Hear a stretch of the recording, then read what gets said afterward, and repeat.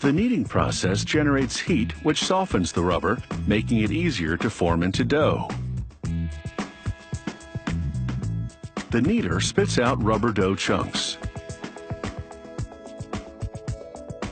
Next, a giant rolling pin transforms the dough into wide, thin pieces.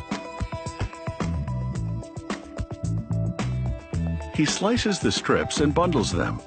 In this form, it will be easier to control the weight of the rubber in relation to chemicals that are added next.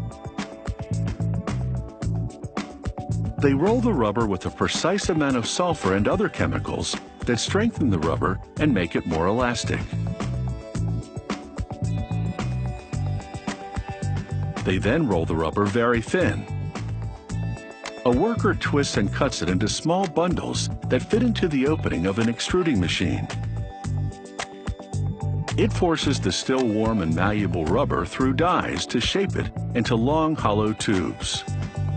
The extruder injects air and talcum powder into the tubes to keep the walls from collapsing and sticking together while warm. The tubes cool down in a trough of water, and they deflate as the injected air dissipates. Next, these aluminum poles will serve as molds for the tubes during curing, giving them the correct shape and diameter. The worker slides the tubes onto the molds.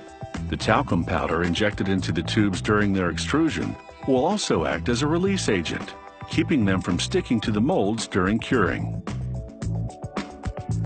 They load the tubes into a steam oven, and the intense heat vulcanizes the rubber to boost its tensile strength and elasticity.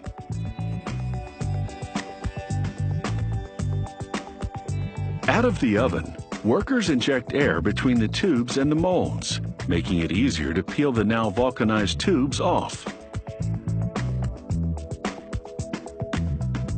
They rinse the rubber tubes to remove talcum powder residue. There's so much that the water turns milky white. They hang the rubber tubes to drain away some of the water. By the time they're ready to cut, they're a bit too dry, so a worker splashes water onto them. With the tubes moistened, the next operation will run more smoothly. He feeds several tubes at once to a rotating blade which carves them. This creates elastic bands that are exactly the same width. In this case, that's 1.5 millimeters, an average thickness for a rubber band. With this system, they can cut 500,000 rubber bands in an hour. It doesn't take long for the inventory to pile up.